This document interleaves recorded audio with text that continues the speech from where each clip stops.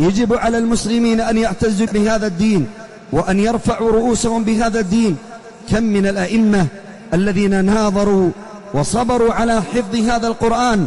ولا يخفاكم على الإمام أهل السنة والجماعة الإمام أحمد بن حنبل رحمه الله تعالى ورضي الله عنه، حين ضربوه وعذبوه، بل قيل لو ضرب به جمل لمات من كثرة الضرب الذي ضرب بهذا الإمام، وهم يريدون منه أن يقول أن القرآن مخلوق، وهو يقول القرآن كلام الله، القرآن كلام الله، حتى أن بعضهم قال يا إمام أنت مضطر، قال أخرج يا هذا إلى الباب وانظر الناس، فإذا بهذا الرجل يخرج ويرى آلاف مؤلفة منتظرون لفتوى الإمام أحمد أن يقول أن القرآن مخلوق، وهو صابر ومتحمل لذلكم الضرب من أجل أن يصل هذا الدين غضا طريا كما كان من أسلافه من الأنبياء والمرسلين.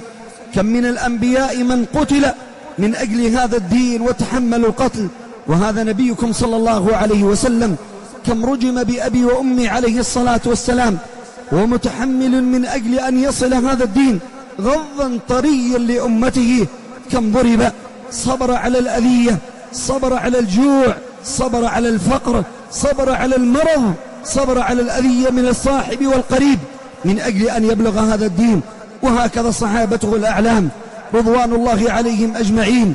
هناك من قتل، لا يخفاكم كم من القتلى في غزوة أحد، أو يقاتلون على دنيا، أو يقاتلون على مناصب، أو يقاتلون على جاه، أو يقاتلون على جبال من ذهب، إنما يقاتلون من أجل هذا الدين ومن أجل هذه العقيدة حتى يتربى أبناؤهم ويتربى الأجيال من بعدهم على هذه العقيدة.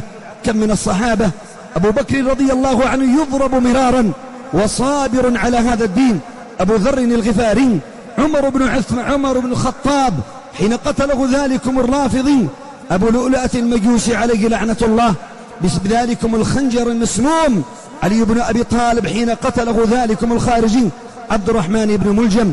وكم من الصحابة لا يخفى عليكم. أو تظنون أن هذا الدين وصل عن فراغ؟ فوالله ما وصل هذا الدين إلا على رؤوس قد تطايرت، وعلى أشلاء قد مزقت، وعلى أنهار قد سالت من الدماء، حتى وصل إلينا هذا الدين.